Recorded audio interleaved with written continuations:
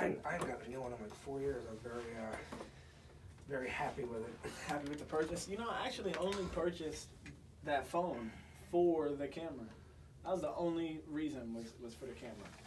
So, bang. All right, cool. Let's get into it. So, welcome to the McCove Mindset. Thank you for coming on, for one. I really appreciate it. Absolutely. Thanks for having me here. So, why don't we jump in? Why don't you let people know who you are? So, I'm Andrew, DJ Willoughby. I've kind of been in the scene here for probably 6 or 7 years now.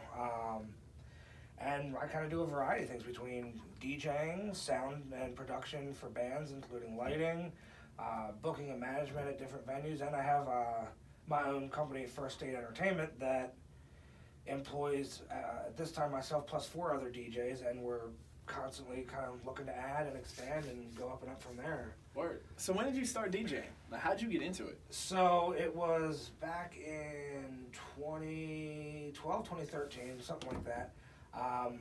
I've been doing music pretty much my whole life. I played guitar and bass from being like 14 or so, and played in bands when I was, 16, 17, 18.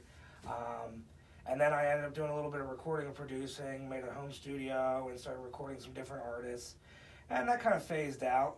And I'm always looking for the next thing to get into. I love music as a whole, and I always like taking new steps and learning new things about it. And I actually went to Firefly and saw, I'd never seen, that was back when EDM was in its heyday, and those DJs dominated the festival stages, and they were even dominating like the bars and clubs in a college town. And I saw Calvin Harris play, and I know he's more production than DJ, but it just kind of wowed me, and I was like, man, this is what I need to get into. At the time, I was broke, I didn't have any money. Like I said, Mom, I need to buy this little dinky DJ controller for $400. I was like, I promise you, I'll make it back. I'll pay you back. Like, let me hold it. And she was like, you better pay me back. Gave me the money, and I took that, and just every day after work, I messed around on it for 1 or 2 hours every single day, and then pushed until I started getting into it and getting gigs and. Word. So where'd you first start playing then? So what were like your the first gigs, first ones? I was a bit of a bar fly, so I was always out at the bars and everything. Newark was kind of my real area, and I was at Klondike Kate's 3 nights a week. And there was a manager, Bob, there at the time, who he did all the bookings and everything like that. This was before it was bought by the Marticelli Group and everything like that, way back when. And I kept bothering him. I was like, Bob, I can do this, man. Put me on, I can do this. I was in his ear every night. And I think he just got tired of hearing me. And he was like, well, look, man, we're trying to do a country night on Wednesday nights. If you want it, it's yours. Real introductory pay rate and everything like that. But I was like, all right, give me 2 weeks. I knew nothing about country music. Actually, really didn't even like country music at all. I said, give me 2 weeks. I downloaded thousands and thousands of country songs, learned as much about it as I could, and went on and started there. And that was in October, November of that year. And then I actually ended up doing their New Year's Eve regular style that year. And it only lasted there probably about 6 months or so. And I try to tell this to everybody. I made the mistake of going out, and I hadn't been doing it that long. I'd been doing like 6 months before then. And I said, man, I really want to play out. But in no way was I ready to play out. Gotcha. I didn't have the skills. I didn't have the knowledge of reading the room. I didn't have what I needed to back up the talk that I was talking at the time. And that burned that bridge and ruined that relationship with the venue, because I wasn't able to fully deliver on the promises that I outlined for them, right, for what I could do. And I tell this to anybody that's getting into the industry, is to do not play out until you're ready. I know it sucks. I know you want to get out of the bedroom. I know you want to go out and do all these big things, but you will have way better relationships and a way better reputation, and people will respect you so much more if you're ready when you go out there. Right. Take the little extra time. Take the extra 6 months or so. Really fine-tune it a little bit more before you go out. And that was my learning lesson from that experience. So, like, what type of, being someone who's not a DJ, mm-hmm. and is just like the lay person that's like, oh, well, I like that DJ or I didn't like that DJ. Like, what makes me as a consumer, as an audience, or someone who's out of the club, like, what makes me decide that? Like, how does a DJ get better? I firmly believe that with DJs, your success is split into two categories. 50% of it, 100% is your song selection.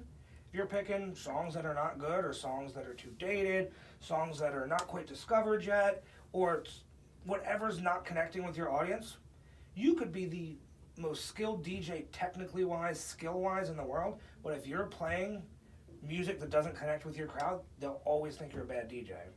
And the other 50%, in my opinion, is your skills. How well can you mix? Your scratching, if that's something that you do. Your blending, how you build a set, key matching, all the individual integral parts of it, in my opinion, is only 50% of it. And then the other 50% is song selection. So Absolutely. song selection is huge. Absolutely. I think if you're not playing the right music, it doesn't matter how good you are. You could be the best DJ in the world, and if you're not playing the right music for the environment you're in, it's not going to work. So do you ever like scout venues ahead of time? Like, do you go in and kind of see like, oh, this is the kind of crowd that's here, or? So I used to when I first started. At this point, I'm way too busy to do that because I never have a weekend night off anymore. I'm always working, whether it's a private event, a bar, a club, whatever. And you probably have the experience where you're like, I have enough. I have enough, but what I will do is I have a great network of colleagues and other DJs that we really have a great relationship with.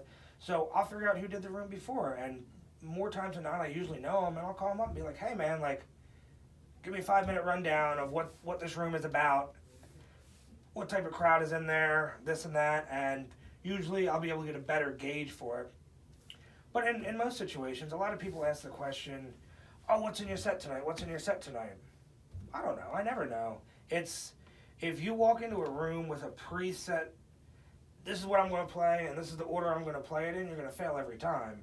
Because you have to read that crowd. You know, you might go to a bar, I might play a bar every single Friday night, and then you and your friends go in there on one particular Friday, and you've never been there before.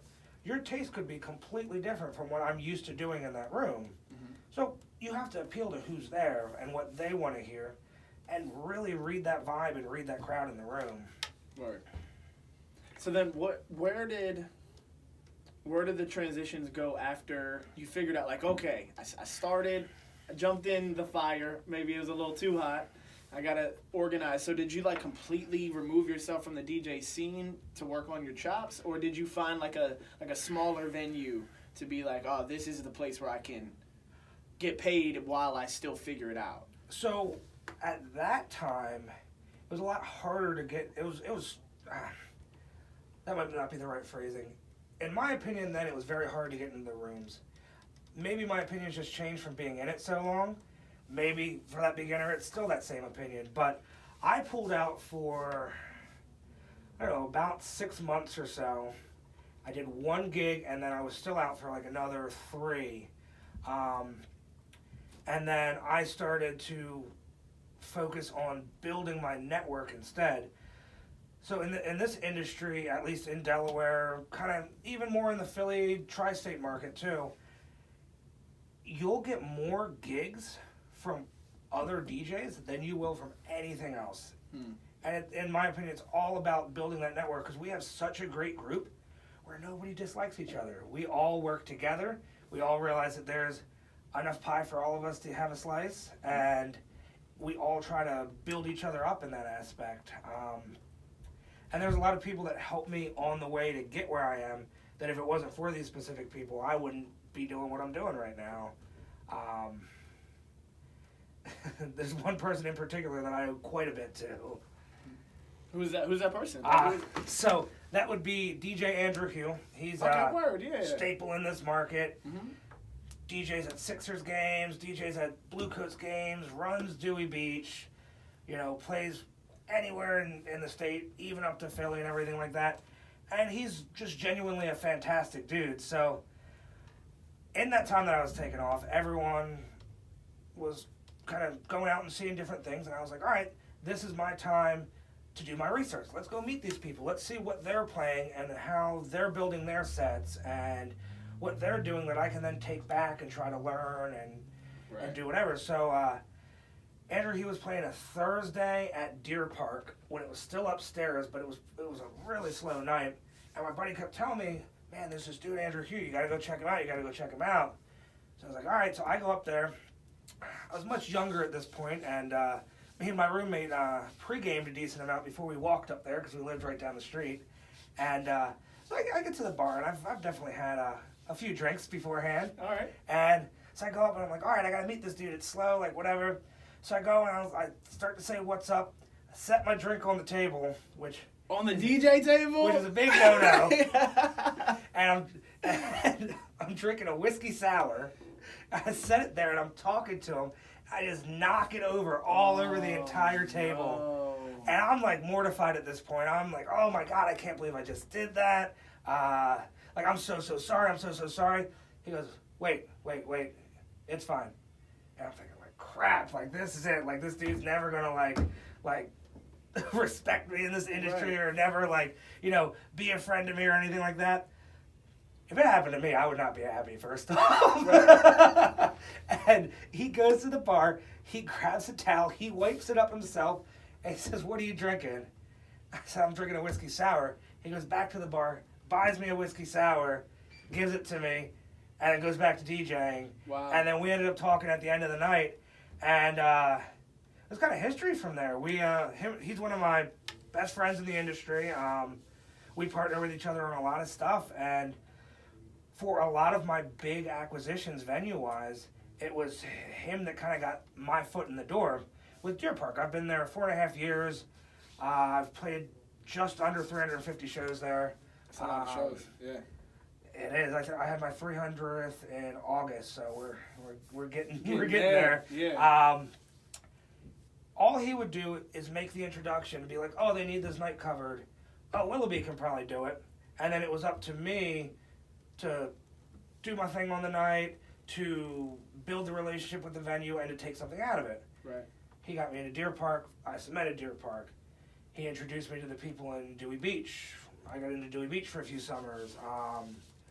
He introduced me to the people at Firestone, and that turned into one of my biggest contracts. Right.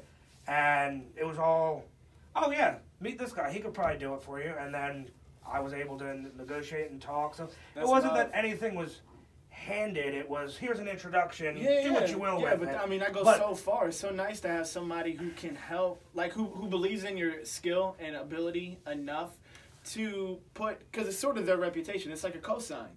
You know, that's a testament to the work that you put in too. You know, because yeah, sometimes you just have people come up to you and they're like, hey, can you make this introduction? I get that a lot, you know, and sometimes you have to let someone know when they're not ready. Absolutely. You know, like, hey, how about we do kind of these things or whatever like that, and then let's talk about it, because you just can't go and say, let me introduce you to this person, or because your name is tied to it. Mm-hmm. So the fact that he wanted to tie his name to you, that's dope. I never asked him for any of it. He did it out of, you know, wanting to do it, wanting to give back, and I wouldn't be where I was today if it specifically wasn't for him. And now that I'm in a good position in the industry, my biggest thing is I want to give back to everybody that's less skilled or just coming into the industry, or that needs that little extra push that I did.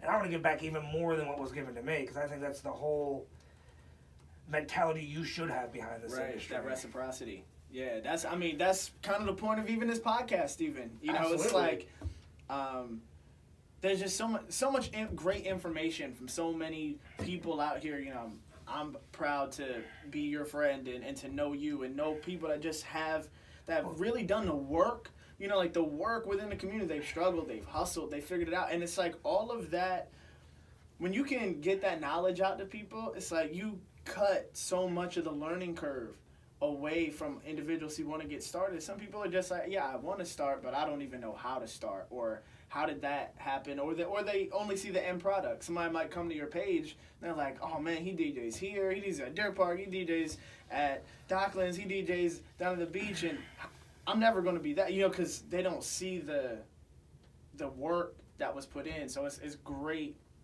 in a moment like this where you can be like, hey, value the community, value the DJ community. If you're going to be a DJ, go out and support other DJs and learn from them because they know things. Like, that's a beautiful thing. It's funny, even with us.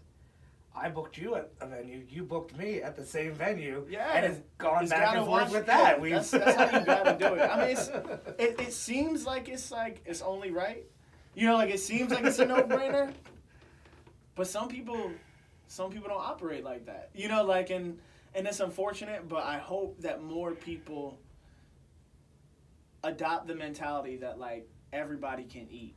Absolutely. There's enough work to go around, and yeah.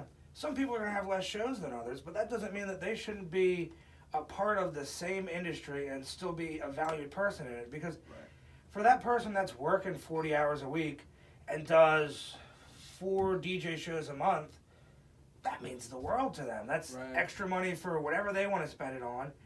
And, I mean, honestly, we all do it for the money, but there's a lot more behind it than money, in my opinion, as...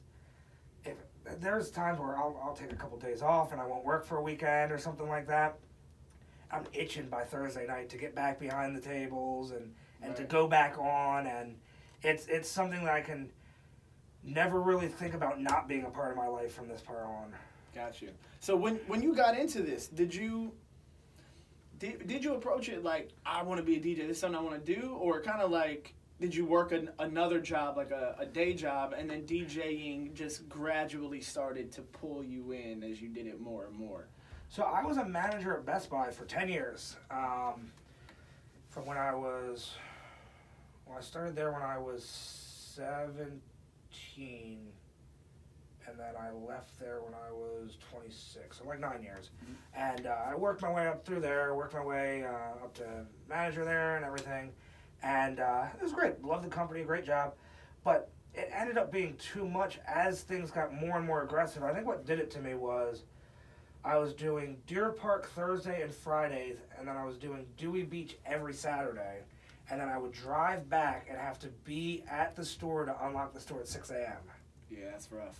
And I was just not putting forth the effort at my job that I once was. Mm. The DJ thing was picking up. It was, after that summer, I stepped down from being a manager because I was like, look, like I'm messing up at this. I still want to be here. I still need to be here, but I need to give this other thing the time that it needs. Mm-hmm. And they were very understanding, and they worked with me on a great schedule and everything. And then when I got into Firestone and became the entertainment manager there, that's when I made the switch, and I said, hey, like, I have to go my separate ways. Like, this is what I need to do. This is what I need to put all my time into. And I left Best Buy, and I've been full-time for about 2.5 years now. That's awesome. That is awesome. So what do you think was, for anybody who is a DJ and who's listening, what advice do you have in getting yourself to full-time DJ status? Work. Right. I would say go to somebody that's more knowledgeable than you. Go to somebody that's been in this industry longer, that is working full-time, and just hang out with them. Ask them questions, you know. Go out to the bar with them and have a couple drinks. Like, all of us that have been doing this as a full-time thing for a little while, we all love to give our knowledge away. We all love to talk to people and help them. We've got such a great network of guys.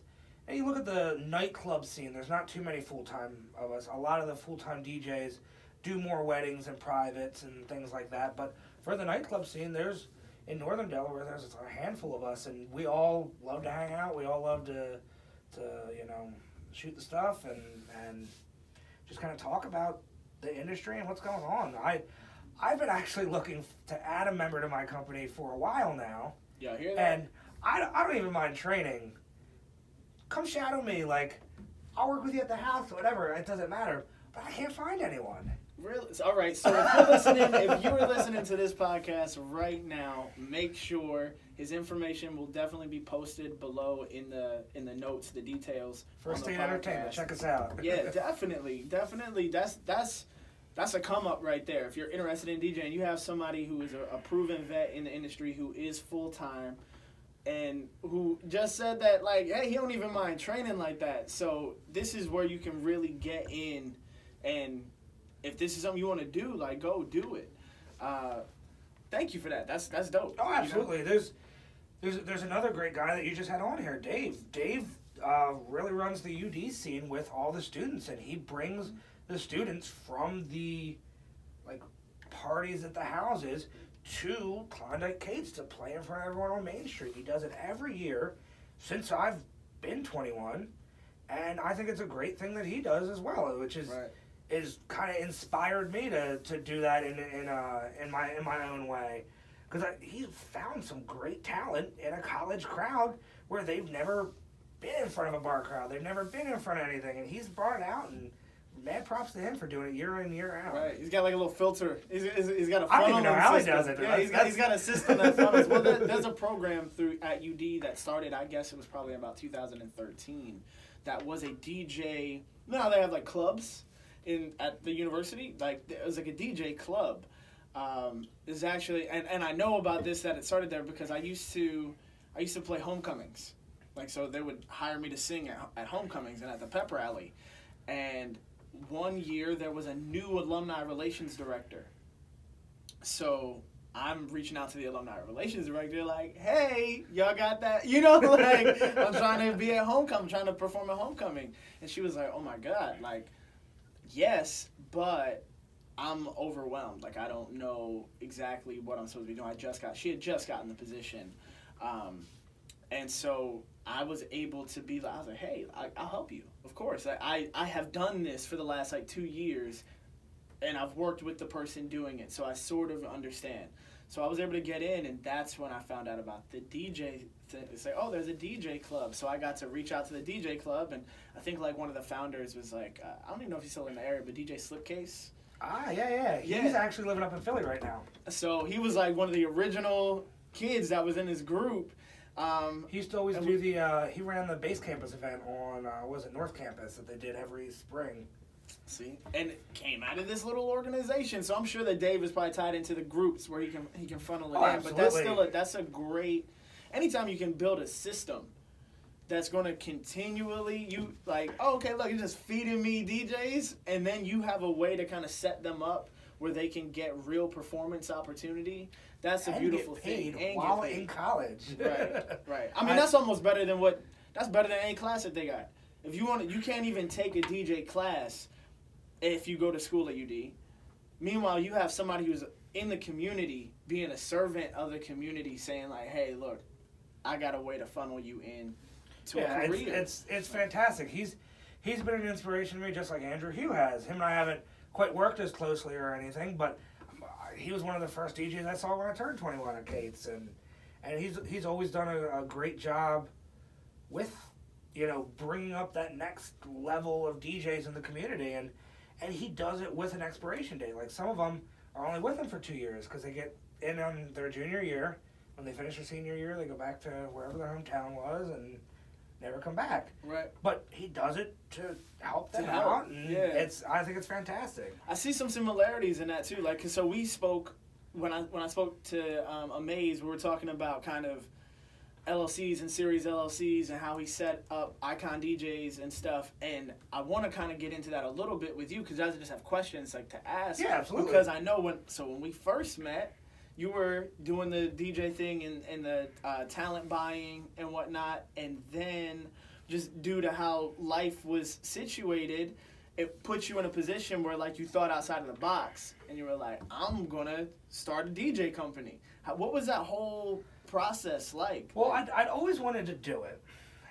Ever since probably doing this for a year or two, I always wanted to do it, but I was kind of waiting for the right moment, and when the changeover happened from Firestone to Docklands, you're very well aware of the situation. Some things got shaken up there, and some positions weren't in the same aspect as they once were. Right. And so I got from having an entire summer planned to off the bat being like, oh, crap, what am I going to do? Right. So I started to panic being full-time and having all this open spots and all these open dates on my calendar. I was like, all right, if I'm going to promote myself the right way and fill this, I have to do this. I have to start this company. And I started reaching out to some of my buddies in the industry, and I'm like, hey, what do you think about going in on this? And there's other companies in the area that are very strict with their exclusivity. Okay. Just like So with, can you explain it just for somebody who's listening who doesn't necessarily know? So there's some companies in the area where they don't like you working other places. They don't like you working for other people and this and that, and it really puts kind of a damper and a leash on you as a performer, because you've got these dates, but if that company can't fill it and you can't go work for somebody else, how are you going to eat? Right. So my mentality behind it was, everyone eat and let me feed you too. Gotcha. So the only thing that's situated and set with that is, if you play a venue and were booked by me in that venue, you now have to go through the company to return to that venue for a set amount of time. Gotcha. And that just makes it so that So someone's not going to jump ship yeah. and then be like, hey, I know what you're paying him, I'll do it for $50 less, and then take the contract. It's just kind of covering yourself, you know, and everything. But I want them to fill their schedules as much as possible. And one of the best things that I've done to really organize all that is, Google Calendar is a fantastic app, by the way. And right? So I have it, and I have my calendar on there. It's layered with like 10 different calendars. Right, everybody else's. So yeah. then I have Carrier's calendar, I have business calendar, I have Knickknack's calendar, and I can click all those on. See what dates they have. So if I get an inquiry and I can see that myself and all 4 of my guys are booked, sorry, we can't do it. And I don't have to start making phone calls and being like, hey, what are you doing? Are you available this day? Are you available that date? It's all right there on the calendar. Then I have my venues that I book on there. I have my Docklands calendar, and then I have my company calendar, which is anything that's booked for the guys through the company itself. Gotcha. So I can overlay everything, and then I essentially have 2 or 3 different calendars that should line up, so that if there's ever a reason why they don't line up, that's a problem. I got to make some phone calls and handle this before it's the day of or the day before, and kind of get it figured out. And it's really helped me kind of organize everything. And there's another app a buddy of mine uses. It's called When I Work. And he has a company in Pennsylvania, and he assigns, it's almost like, for those in the serving and waitressing industry, it's almost like a hot schedules app. Yep. Cool. And you can assign everything, make the schedule, they have to accept it and confirm it. You can email updates, you can post shifts and trade shifts. That's cool. It works very well for him. My model, I like kind of using the other way, but there's... And what was the app called again? When I Work? Yeah, When I Work. Okay. And there's a lot of great things to organize yourself, and that's kind of a big part nowadays, in my opinion, in building a great company, is how are you organizing yourself? How are you keeping yourself straight? How many emails do you have? What do you use for what? What apps are you using to organize yourself? How are you communicating with your guys and everything like that? And I think that's a huge part of kind of keeping everything straight and providing not only a great customer experience, but a good experience for your guys you're booking and that are out there working for you. Right. So how long did it take you to put everything together, from like start to finish, or to get it started? Because I guess it's not finished, but like to get everything started, like to get your website up and to get, like, how long did all of that take? 2 weeks. Nice. So like that's how quick it is, right? So you can get it. No, quick. I mean, it dominated my life for 2 weeks. Like, that's all I pretty much did for 2 weeks. I worked and I did this, and I worked and I did this. But I was so motivated with the current situation that was happening that I was like, all right, there's no time to dilly-dally. This needs to happen now. Right. This is important. It takes precedence, right? Just like anything else. I mean, if you really want to get to get my website up, because then, reach out to new venues. I can be like, hey, check out my website or a lineup of DJs and this and that.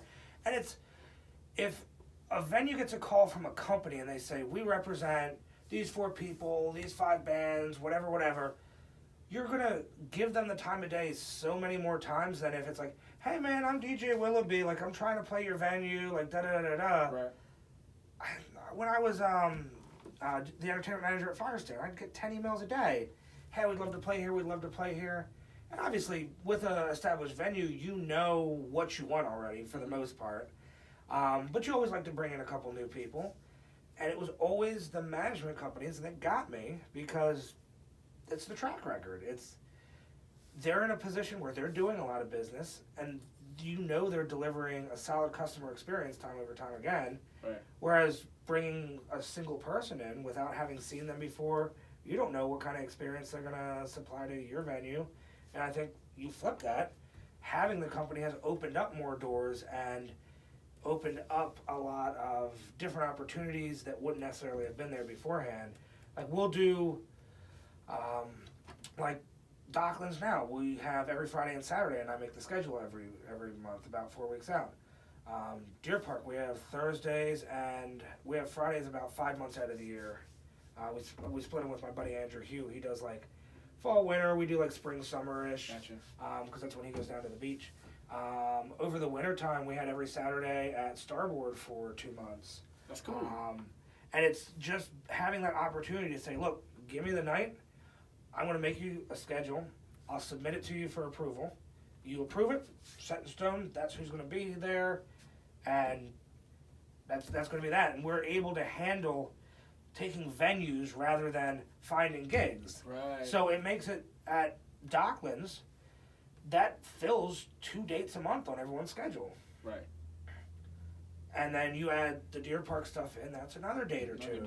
Right. When we had the Starboard stuff, that's another date or two. So at that point, just from 3 venues, every single person that's a part of the company now has half their schedule filled.